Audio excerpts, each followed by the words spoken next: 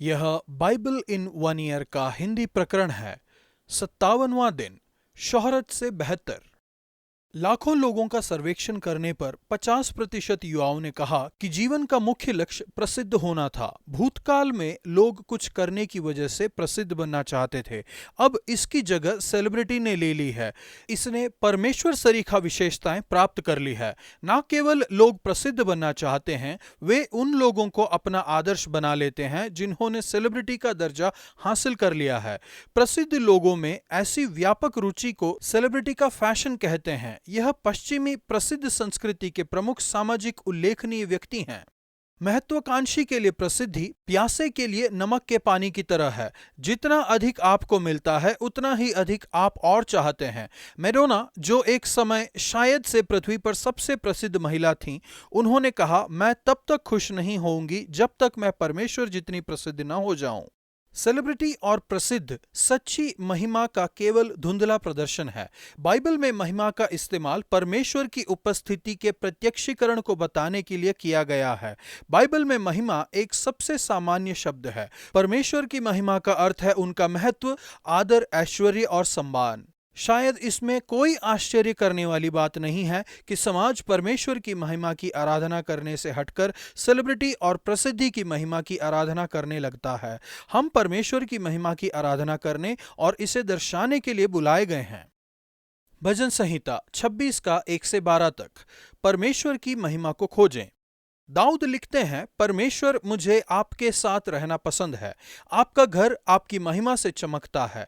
राजा दाऊद एक सेलिब्रिटी थे। पहला शमूएल 18:7। फिर भी उन्होंने अपने आप को महिमा नहीं दी, इसके बजाय उन्होंने परमेश्वर को महिमा दी। वह यह कहने के द्वारा भजन की समाप्ति करते हैं, मेरे पांव चौरस स्थान में स्थिर हैं, सभाओं में मैं यहोवा को धन्यवाद कहा करूंगा। भजन संहिता 26:12। उन्होंने लोगों को परमेश्वर की महिमा करना सिखाया।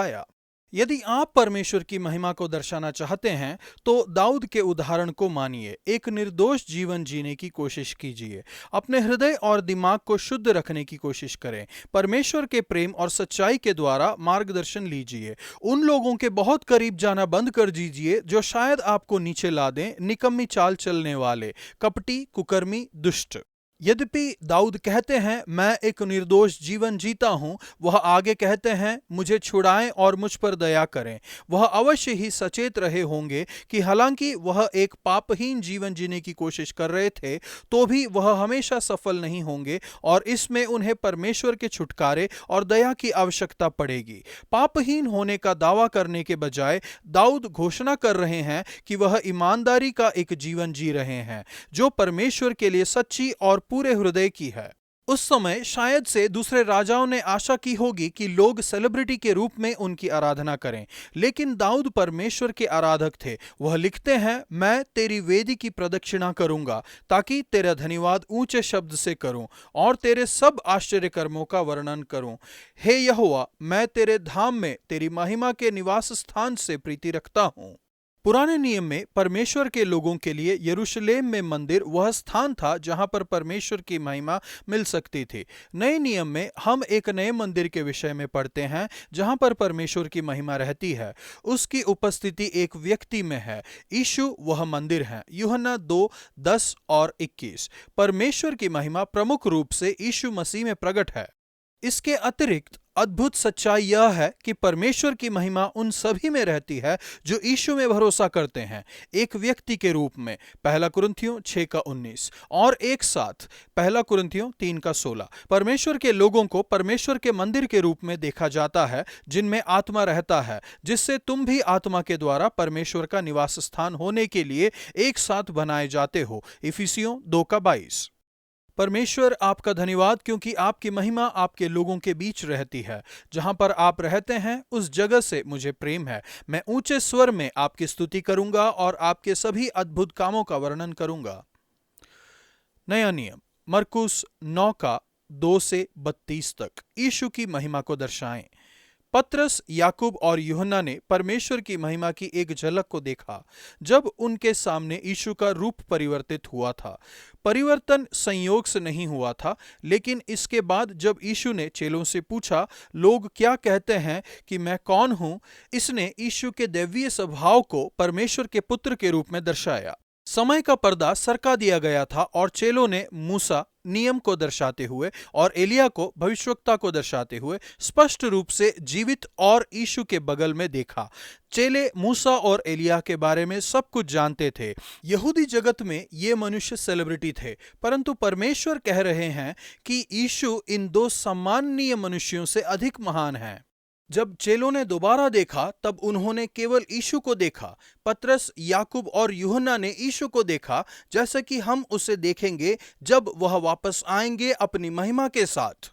परिवर्तन के लिए इस्तेमाल किया गया शब्द वही शब्द है जिसका अनुवाद बदलाव के रूप में किया गया है जब पौलुस प्रेरित लिखते हैं, परंतु जब हम सबके उघाड़े चेहरे से प्रभु का प्रताप इस प्रकार प्रकट होता है जिस प्रकार दर्पण में, तो प्रभु के द्वारा जो आत्मा है, हम उसी तेजस्वी रूप में अंश अंश करके बदलते परिवर्तित होते जाते हैं। 2 कुरिन्थियों 3:18। आज सेलिब्रिटी अक्सर यश और प्रसिद्धि प्राप्त करने के विषय में है। यीशु ने प्रसिद्धि को नहीं खोजा, इसके बजाय इसके विपरीत यीशु ने उन्हें इसे गुप्त रखने के लिए कहा। जो तुमने देखा है किसी से न कहना। अक्सर सेलिब्रिटी का अर्थ संपदा और एक आरामदायक जीवन शैली से जुड़ा हुआ है। यीशु के जीवन में कष्ट उठाना और महिमा एक दूसरे से जुड़े हुए हैं।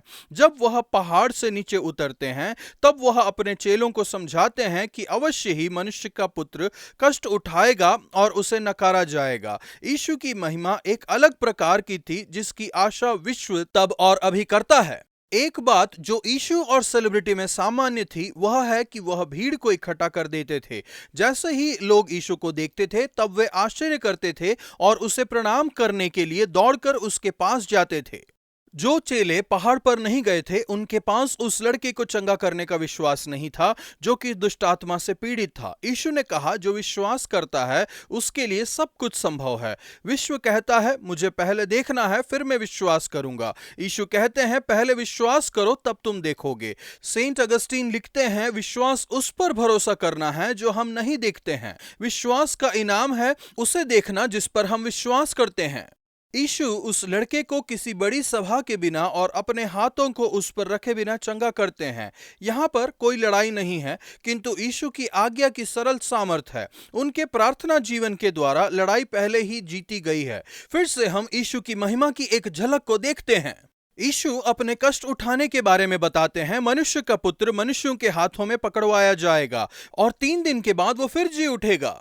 परमेश्वर, आज मेरी सहायता कीजिए कि मैं आपकी उपस्थिति में समय बिताऊं और जो कुछ मैं करता हूं और कहता हूं उसमें आपकी महिमा को दिखाऊं। पुराना नियम, निर्गमन 39 के 1 से 40 के 38 तक। महिमा की अनंतता का इंतजार। दाऊद ने परमेश्वर के महिमा की एक झलक को देखा जब वह मंदिर में गए थे। चेलों ने परमेश्वर की महिमा की एक झलक को देखा जब यीशु उनके सामने परिवर्तित हुए थे। जब आप परमेश्वर के लोगों के साथ इकट्ठा होते हैं तब आपने परमेश्वर की महिमा की एक झलक को देखना चाहिए। जब वे मंदिर का निर्माण कर चुके निवास स्थान का, तब सभा के तंबू पर बादल छा गया और परमेश्वर की महिमा ने निवास स्थान को भर दिया। 40 का 34। मूसा सभा के तंबू में प्रवेश नहीं कर सके क्योंकि बादल इस पर स्थायी हो चुका था और परमेश्वर की महिमा ने निवास स्थान को भर दिया था। उस समय परमेश्वर की महिमा दृश्य रूप से शक्तिशाली थी। असल में वे इसे मंदिर पर उतरते हुए देख सकते थे। उतरने के लिए इब्रानी शब्द शेकिना का इस्तेमाल आज परमेश्वर की उपस्थिति और महिमा के शक्तिशाली और दिखाई देने वाले बोध का वर्णन करने के लिए किया जाता है। मंदिर के ऊपर का बादल जो कि परमेश्वर की महिमा को दर्शाता था, यात्रा में परमेश्वर के लोगों के साथ साथ चलता था और दिन रात उनकी अगुवाई करता था, जैसा कि परमेश्वर का पवित्र आत्मा अब आपकी अगुवाई करता है। परिवर्तन की कहानी में बदलाव के लिए यह पुराने नियम की व्याख्या है। उस समय पतरस, याकूब और यूहन्ना ने जो अनुभव किया वह परमेश्वर की महिमा की एक झलक थी। मरकुस 9 का 7। उस सुसमाचार के द्वारा जो मसीह की महिमा को दर्शाती है, 2 कुरिन्थियों 4:4, आप परमेश्वर की महिमा की एक झलक को पा सकते हैं, इसलिए कि वो परमेश्वर ही हैं जिसने कहा अंधकार में से ज्योति चमके, और वही हमारे हृदयों में चमकी, ताकि परमेश्वर की महिमा को दर्शाने वाली ज्योति यीशु के चेहरे से प्रकाशमान हो। यह केवल एक झलक है और एक दिन आप इसकी वास्तविकता को देखेंगे। पौलुस प्रेरित कहते हैं कि यही कारण है कि आपको डरना नहीं चाहिए, यहां तक कि जब आप कठिन समयों से गुजरते हैं, क्योंकि हमारा पल भर का हल्का सा क्लेश हमारे लिए बहुत ही महत्वपूर्ण और अनंत महिमा को उत्पन्न करता है।